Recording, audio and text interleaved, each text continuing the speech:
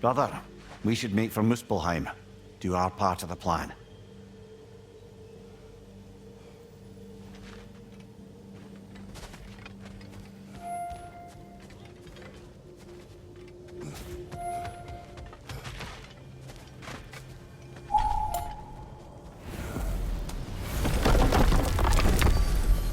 Midgard. Map.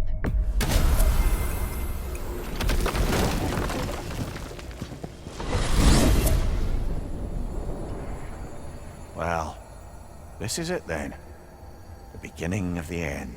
The end for Odin. And after that, a new beginning for the rest of us. Atreus. I know. I'm just looking forward to seeing all the realms finally standing up to him. Elves and dwarves and hell itself. You are so certain they will unite. They have to. After everything they've been through. They have to. Don't they?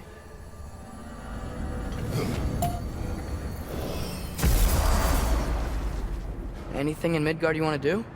You know, while we still can. Freya and the others are still making preparations for the attack, so there's time. That's part of Tyr's statue.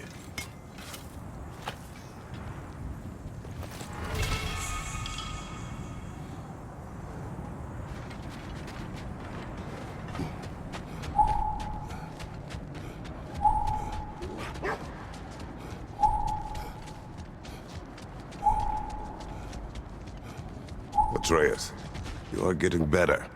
Faster. I'd even be better than you one day, huh? If you are not, I have failed.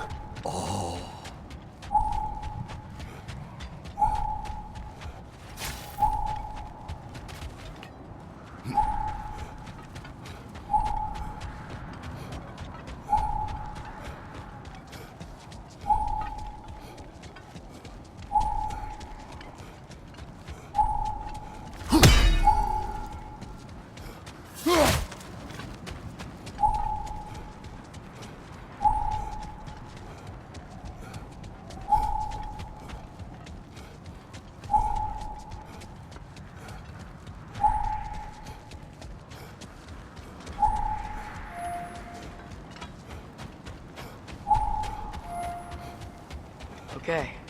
Ready when you are. All the armies are probably gathered in their home realms, waiting for when we blow Gjallarhorn. Guess I was kind of hoping to see some of them here. When all the realm towers open at once, we'll see plenty, lad. Odin won't believe what's coming for him. No. Odin had lifetimes to prepare for this. Whatever Groa's deception, he heard the truth as Tyr. Do not underestimate him. Rousing speech, brother. Very inspirational.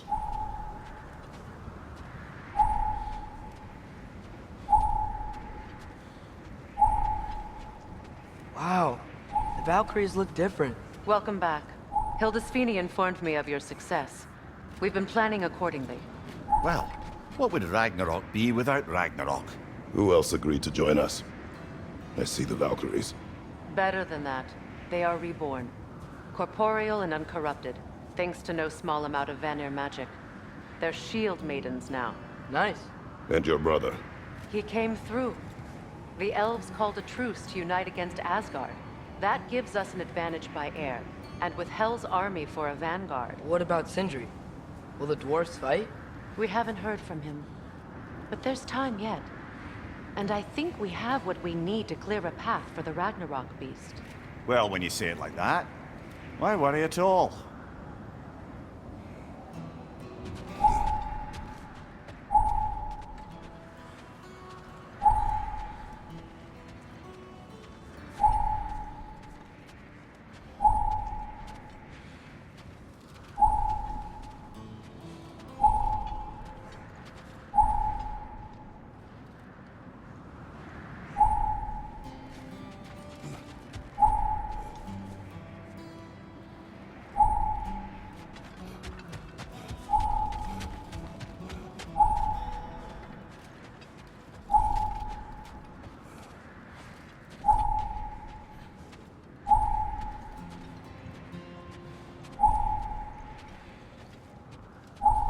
Sigrun!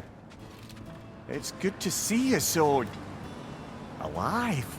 Oh, yes. I wasn't myself when last we met. I'm glad you're safe. My queen, the Shield Maidens will be divided among the forces breaching from Alfheim, Helheim, and here in Midgard. We stand ready. Kratos, Atreus, Mimir, please excuse me. Oh. Good night, then. Freya, have you determined our path out of Asgard? If the towers are the way in, we count on them being the way out. And if they are not? Then we all know what we signed up for. Our plan is only missing one thing. A leader. That honor is yours. You have a righteous claim, and the respect of your troops. And you have faced this enemy before. I held his invading army to a stalemate. This is our invasion, a siege on his terrain. I want our most experienced wartime general in the field. I don't care about the honors, I don't care about the prophecies and champions. I just need us to win. Freya. I know what I'm asking. Just sleep on it.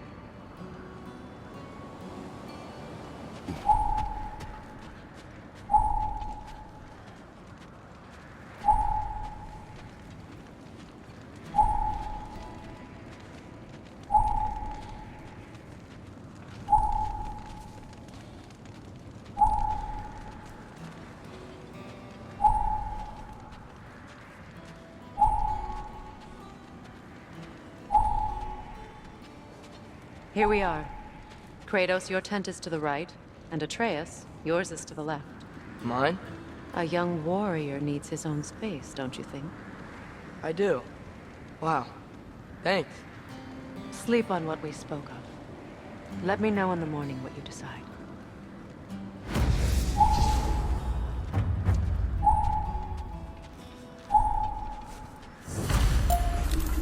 Kratos reaches tent. Excuse me.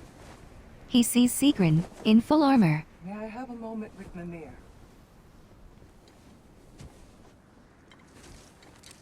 He holds up Mimir. I don't know what tomorrow brings, but if tonight is our last night, I'd like to spend it feeling something besides hate. Will you tell me one last silly story? There's nothing I'd like more. Except perhaps a dance. Though I may have lost a step. He hands Mimir to Sigrun. Due respect, love. I don't tell silly stories.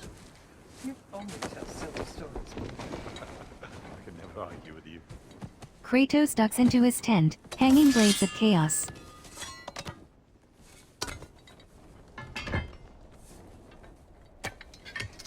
He removes X and presses hand against the metal before putting it down.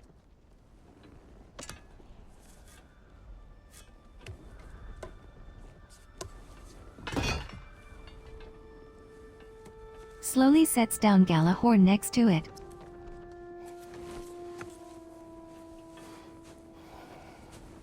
He lets tent flap close and sits in solemn contemplation.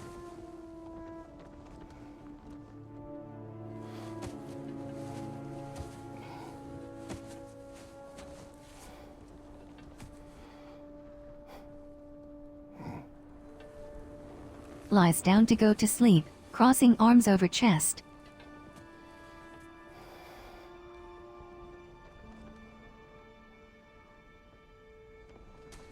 Tent flap opens, he jolts up and sees his son. Can I sleep here tonight? Kratos slides over to allow Atreus to lie next to him.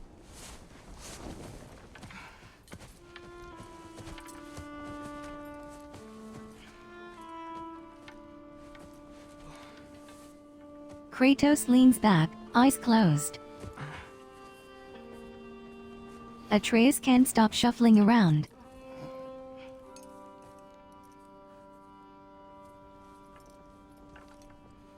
You must quiet your mind. I can't. His eyes are shut, but pained. Kratos sits up. Then I will tell you a story. Atreus looks up at him. If I fall asleep, promise you'll finish it tomorrow? Kratos gazes back fondly. Of course. Now, close your eyes. Atreus lies on his side, eyes shut. There was an old man who chopped wood for his village. Every evening he bore the logs on his back and delivered them to his people. But the logs were heavy, and he grew weaker as time went. And one day, he threw down the logs as he could no longer bear their weight.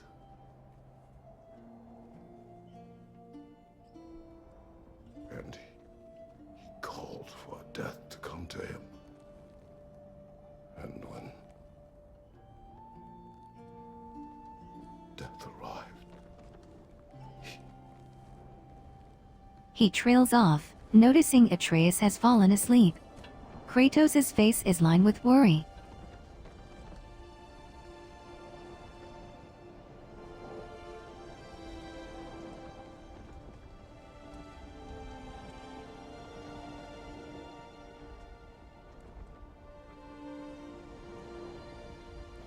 He lovingly puts a hand on his son's arm, failing to hold back his concerned sorrow.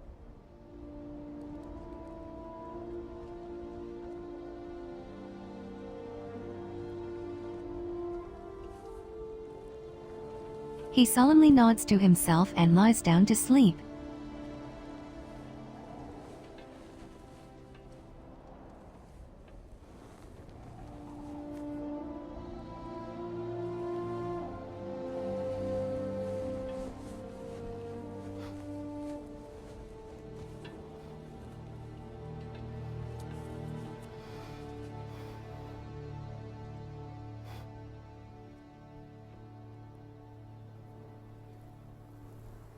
He's the only one who ever got my highbrow sense of humor. Damn fine woman she was. Apart from her taste in men, of course. Kratos wakes up in forest, searching for voices. She was a special woman. She wanted to protect people. He scans through the trees. She was here. She saw every step we took before we took it. Like she was always with us. Watching over us. Leading us home. He finds Faye staring at him with a serious look. Does my request upset you? He's suddenly holding a wooden bucket, which he puts down nearby. They tenderly hold each other's hands. Death is a natural part of life, my love. I wish only to be prepared for when my time comes. She kneels by a tree, pressing her gold paint-covered hand on its trunk. It leaves a golden handprint imbued with magic on the bark.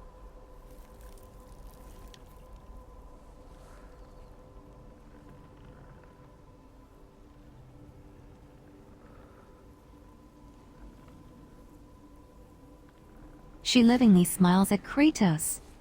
We mortals must do such things. I am glad to have you prepare with me.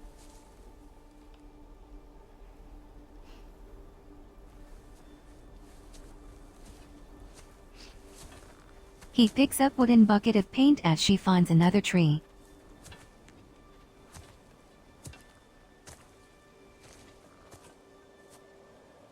You're quiet? I have nothing to say. Well, say something. I enjoy hearing your voice.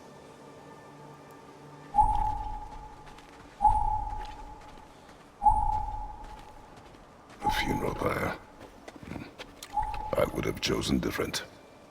Oh?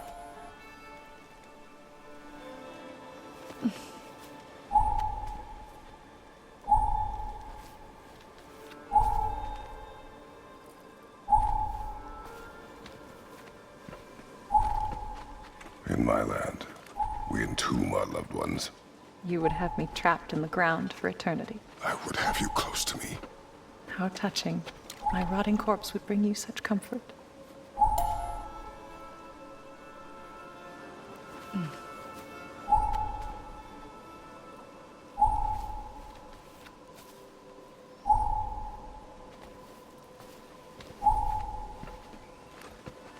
You once tried to take charge of your ending, did you know? That was different. Circumstance, yes. But not on purpose.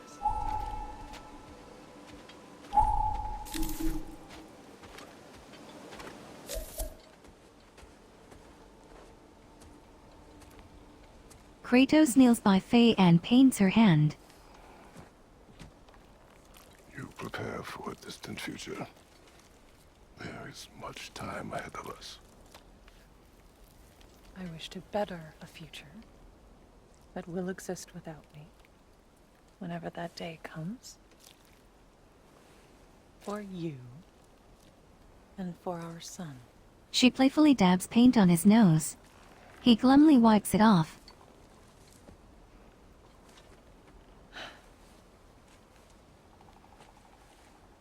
We will always walk together, Kratos. You will always be a part of me. I will always be a part of you. And when you are gone, that part of me dies as well. You feel your absence. She smiles poignantly. Culmination of love is grief. She stares deeply into his eyes. And yet we love, despite the inevitable. We open our hearts to it. She stands. When the pyre is spent, and you have gathered my ashes, spread them from the highest peak in all the realms. She holds out her hand. You will do this for me.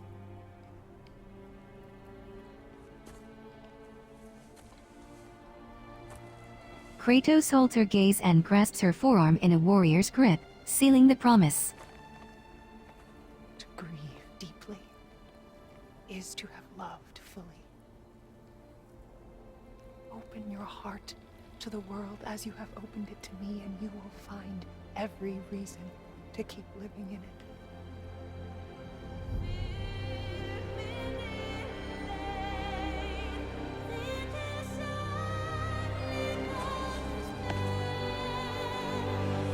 She pulls him close, caressing his face.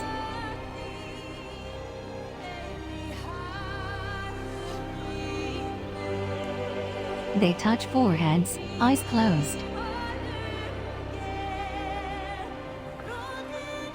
Her hand drifts away, leaving Kratos to awaken back in his dark tent in Midgard.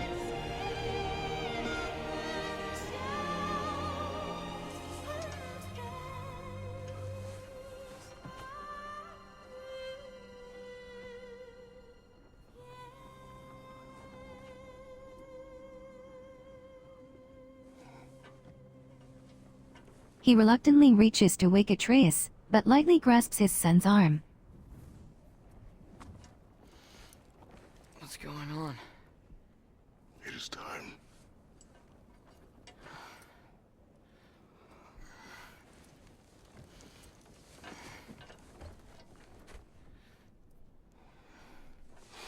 I'll meet you outside, Father. Sir. Atreus ducks outside as Kratos arms himself with blades of chaos.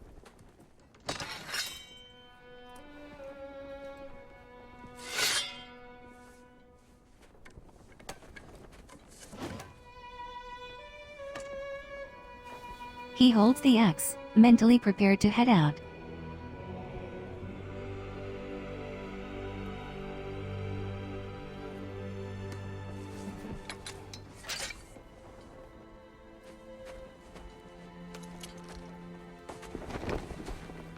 We'd hoped to fly into battle with you one more time, my queen. Me too. But not as your queen. As sisters. Freya and Sigrun approach Kratos. Are you ready? Yes. I will be your general. It will be an honor to fight alongside you, General. Sigrun hands him Mimir. Aye, brother. I'll be right by your side. So, what are your orders? To the temple.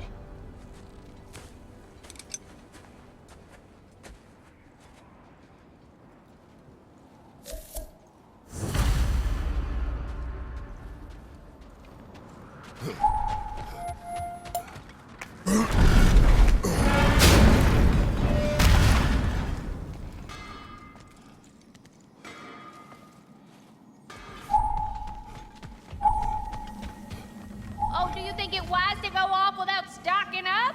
You may never get a chance again. I'm so sorry that was dark.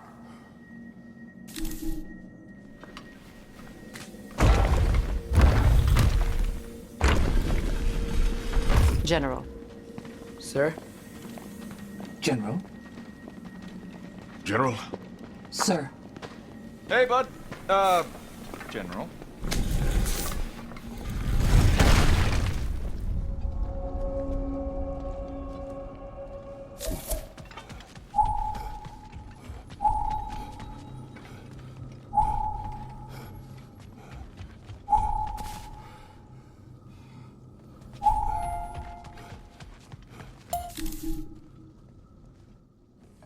I came to these lands to escape my past, They stand by Del Crystal. start a new life.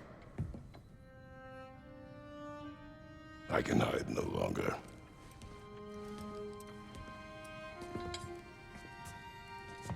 I do not want this war. We have suffered enough. Kratos stands before soldiers. Prophecy did not lead us here, nor will it win this battle. Wars are won by those that are willing to sacrifice everything. If that is the cost of vengeance, so be it. Freya strides forward, addressing them. Odin has taken so much from us already. The realms have suffered enough. No matter the cost. This ends today. She stands beside Kratos. If going out in a blaze of glory means that Odin burns too, that's where I'll be. A big, fat smile on my face. Freyr gives wide grin. For Brock. Atreus looks determined. Kratos walks to the crystal, lifting Galahorn to his lips.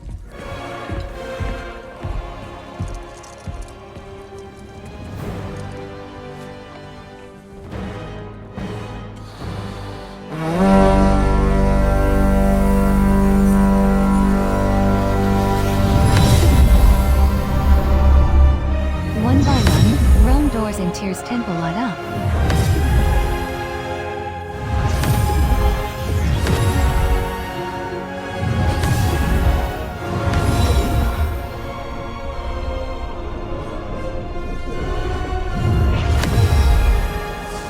The horn dissolves in his hand.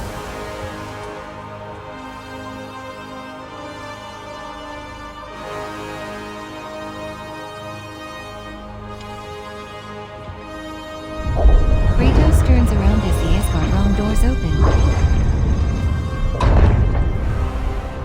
Ready yourselves. They sprint through portal. They step out into the chaos of war.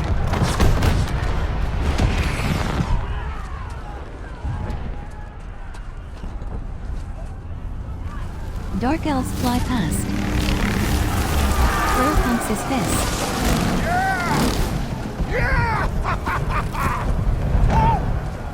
Energy beams from the machine strikes the realm tower. Muspelheim Tower is falling. If Odin goes after Niflheim next, Ragnarok. gotta stop those war machines. More dark elves fly above them. Lightning blasts burst from the sky. Elves land at their feet. Not an ideal start. Freyr crouches by Elf and grits his teeth. Wait. He stands, undoing sheet clasp. Think we didn't have Freyr holds open palm to the sky. Short sword hilt whizzes into his grasp. He kisses sword. Ingrid! He smiles over shoulder. Well, we got work to do. Freyr flies off using Ingrid's magic. You three, follow. Freya. Freya, with me. Watch our flanks. To the war machines.